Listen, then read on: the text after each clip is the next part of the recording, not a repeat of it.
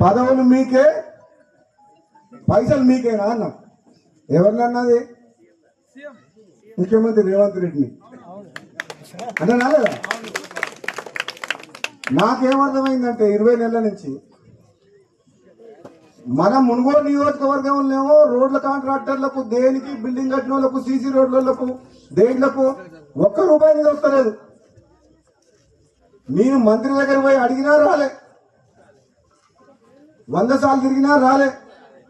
కాంట్రాక్టర్లు ఏమో ఒలిగొండ చౌటుపల్లి రోడ్డు చేస్తే ఆయన కాంట్రాక్టర్ టెండరా, అగ్రిమెంటా, ఎన్ని రోజులు అయింది? మొన్న సంవత్సరం కూడా రాలే. ఒలిగొండ చౌటుపల్లి రోడ్డు పని చేయమంటే బిల్లు ఇప్పి అంటుంది. బిల్లు ఏమో నా చేతులు లేదు. అది ఎవరిస్తే వస్తుంది?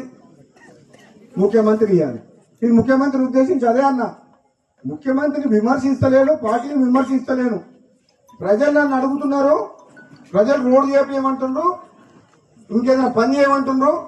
పదవులలో మీరే ఉంటుండే, పైసలు మీరే తీసుకుంటుంటే, మీ నియోజకవర్గం పోతుండే, పదవులు కూడా మీకే ఉండే. కనీసం నాకు పదవి అయినందుకు కనీసం పైసలు రాదంటున్నాను అనాలా వద్దా?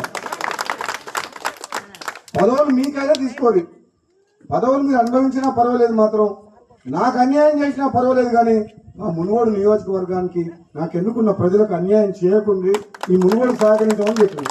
మీరు ఇంతకంటే మంచి ఎమ్మెల్యే ఎడ దొరుకుతుంది? దొరుకుతాడు నాకైనా మంచోడు? చెప్పరు. మీకోసము నాకు అన్యాయం అయినా పర్వాలేదు అంటున్నా, కానీ ఈ మునుగోడు నియోజకవర్గ ప్రజలకు ఈ అభివృద్ధికి ఆటంకం కలిగించకుండా నిధులు ఇవ్వమని అడుగుతున్నా. మీరు ఇంత మంచిగా ఓడతారమ్మా.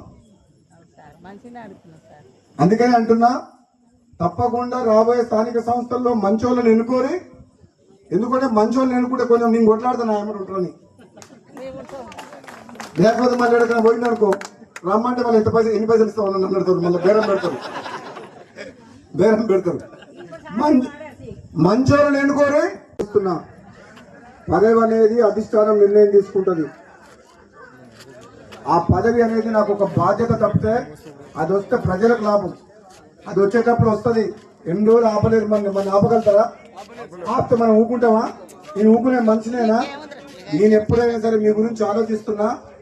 తప్పకుండా రామిరెడ్డి గారు, మీ కాలువ ద్వారా ఈ ప్రాంత ప్రజలకు వీలైనంత వరకు గతంలో నేను ఎంపీ ఉన్నప్పుడు కూడా చేపించిన, ఇప్పుడు కూడా నేను ఆలోచన చేస్తున్నా. రెండోది, రోడ్ల విషయంలో కానీ, హైవే విషయంలో కానీ, అండర్ పాస్ విషయంలో కానీ నా మీద బాధ్యత తీసుకుంటున్నా. మీరు నన్ను నమ్మండి. నేను చదువుకున్న వ్యక్తిగా నాకు మొత్తం అవగాహన ఉంది కాబట్టి ఈ ప్రాంతంలో ఉన్న రైతులను కాపాడే బాధ్యత నాది. ఈ ప్రాంతాన్ని అభివృద్ధి చేసేంత వరకు నేను నిద్రపోను. ఇంకా 3.5 ఏళ్ల సమయం ఉంది.